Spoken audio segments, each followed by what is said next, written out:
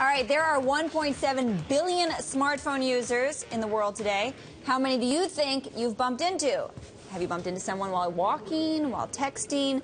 Pedestrian texters are such a big problem in London that officials there have padded the lampposts. Seriously. And now the Belgian city of Antwerp is making dedicated text lanes. You're not going to believe this, Pimm.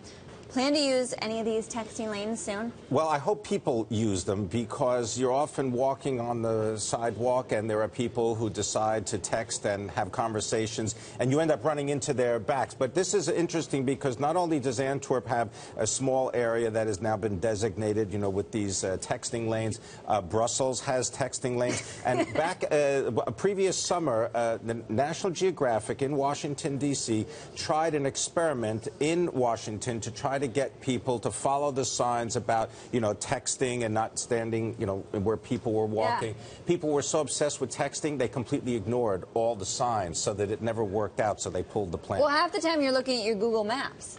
I guess that must be it. Yeah. But this is just another example of how, technology has modified people's actual behavior, and now here's the response. And, we've seen on YouTube, for example, people texting and then falling into water fountains. Yes.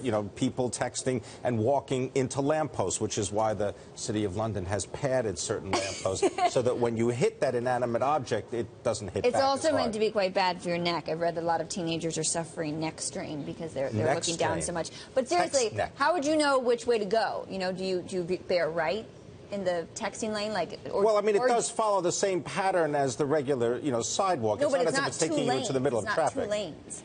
Well, it is two. It's a lane. Or I guess you just deserve to bump into the other person. And you deserve to bump into other texters, but there is that kind of bizarre peripheral vision that seems to develop with people using their smartphones. I don't know. Not for you?